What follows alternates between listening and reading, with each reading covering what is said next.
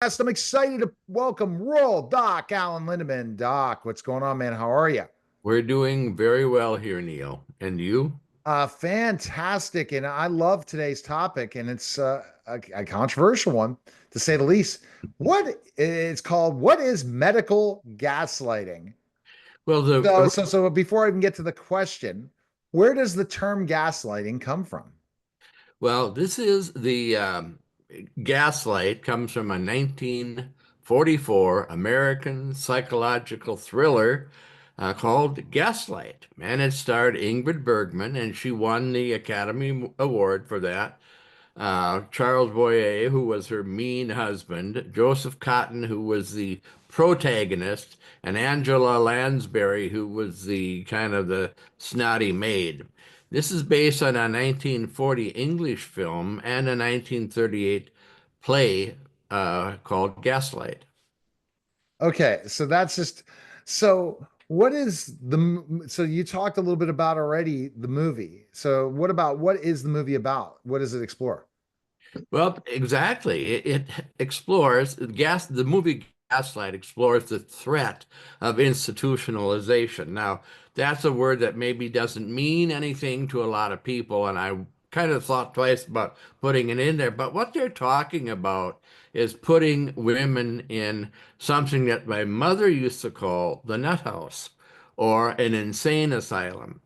And women could be placed there by their husbands. And this process went up through the 1950s. I actually had patients whose mothers were worried about getting locked up because they were smoking. They were being naughty. Anyway, this started in the Victorian era and probably didn't end till the late 50s.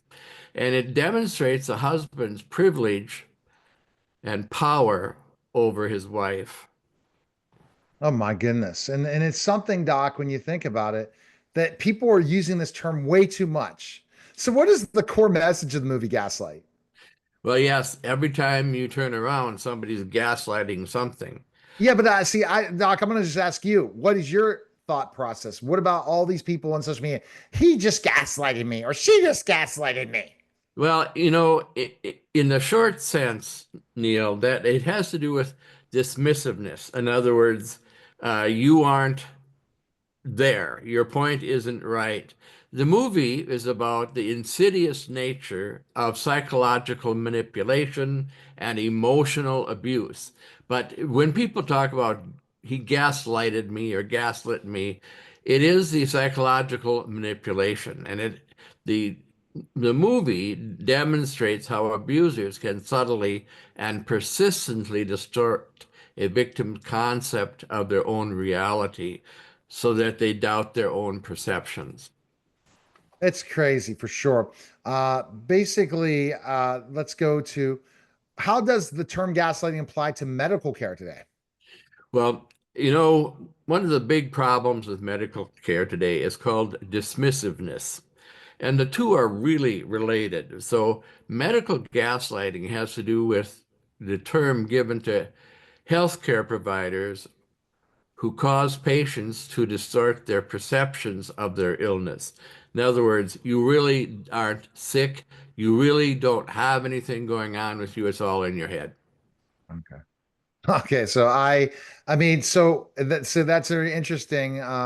And why are people doing this? Before I get to the example, why are medical people doing this? Why do they, in a way, just want to dismiss you, give you medication, and walk away instead of really find the root of the problem? What do you think the problem is? I know exactly what it is because I have fought against it for 45 years.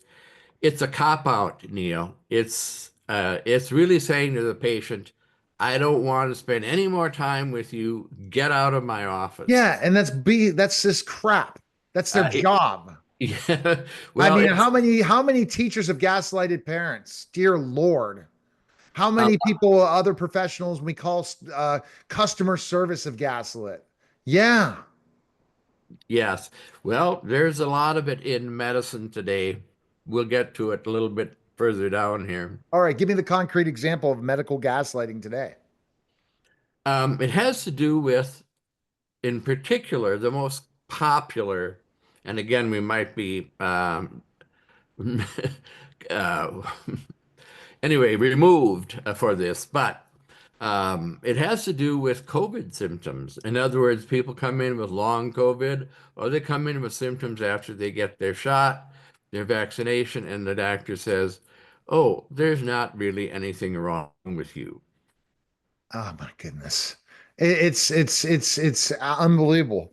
And guess what? FYI, you only could stream to a certain amount of Facebook pages. We didn't reconnect on one of my channels. Interesting thing. And when you do a live stream, you never know. So Facebook is gaslighting me and one of my clients today, where they couldn't even go live in their Facebook group. Interesting stuff. I don't know. Uh, so those concrete examples. Is there a moral to this story? Well, yes, recognize the signs of manipulation and abuse, even if it comes from your healthcare provider. Trust your own instincts, even when others try to convince you otherwise.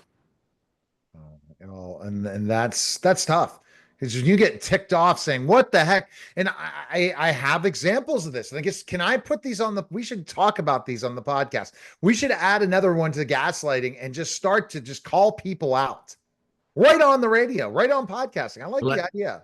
we can do that next Thursday. How about it? We plan. Okay, we figure out some forms of some of the things, experiences we've had with healthcare providers who gaslit and how they don't listen to the specific situation. One of the biggest forms of gaslighting is the ones when you go to the ER, where they do an extremely outrageous diagnosis. You're going to lose your toe. Then you go to someone else and say, everything's fine. Is that a reverse gaslighting?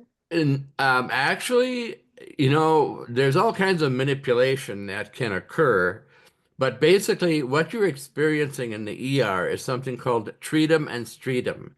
In other words, give me something to treat and get the hell out of my sight. Well, this happened to my dog Chewy, and it's happened multiple times by veterinarians. So I guess Yes, there's gaslighting veterinarians as well. absolutely. Yep. I'll take your money and then you leave. Or we'll charge you X more because we're concerned so we can bill it. But it's a business. Doc, how much are you told if you work for a medical provider that it's more about the billing versus the treatment?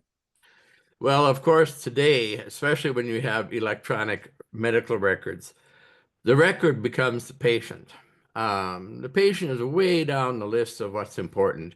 It's so getting through the electronic record is so onerous that by the time you're done with it, you just want to say, "Get out of here. I can't stand this anymore." All right. What can you do if you think your provider is gaslighting you? Even your veterinarian. Oh my Yeah. goodness. Well, let me say this. You can't shoot them. We know that. Really? You can't? You can't shoot them. You can't Just go ask, tell the dog to sick him? just ask Luigi. Anyway, whether you're whether your provider is a doctor, a nurse practitioner, or as assistant, a physician's assistant, you view them as a person of authority. And it's difficult to question authority, especially when you're paying for their opinion.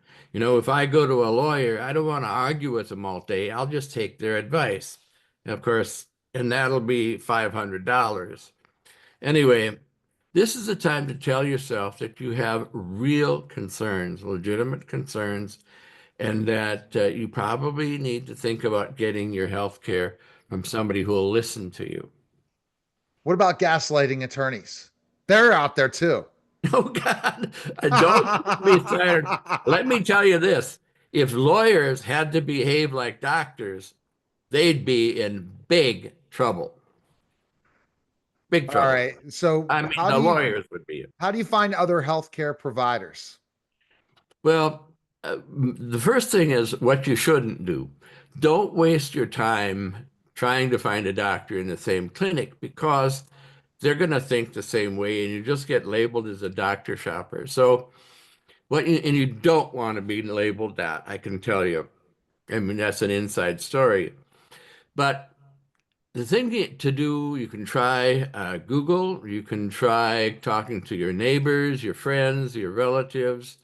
But don't take no for an answer. Sometimes you may need to visit a lot of doctors. How many? And so how many doctors you're gonna have to meet? That's hard because a lot of people don't have the time, man. Well, not only that, but your insurance is going to stop paying for your visits after a while. Well, You we need know, to gaslight insurance companies as well. I guess we'll gaslight them or we'll call well, out them. Good.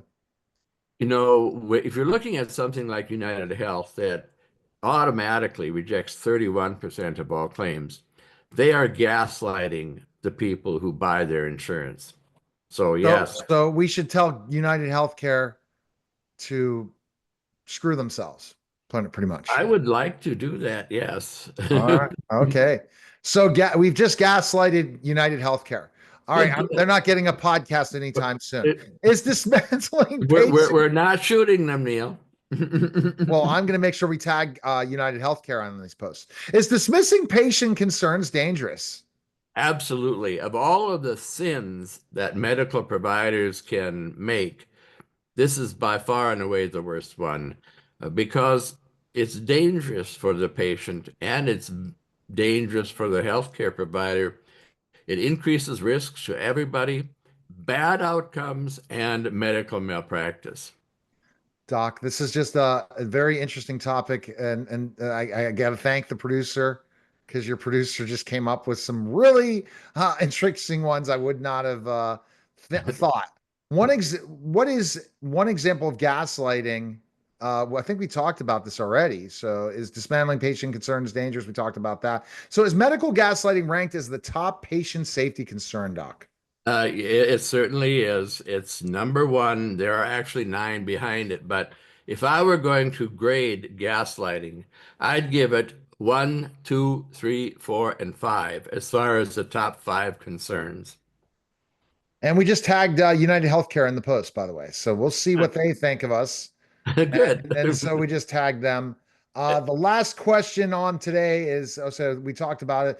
The best place to go is worlddocallen.com. Pick up pregnancy your way. If you're about to have a baby, make sure you go to worlddocallen.com or go to Amazon and pick up pregnancy your way. Thank you, Doc. Thank you, Neil. All right, that was the World Doc Allen podcast, guys. Take care.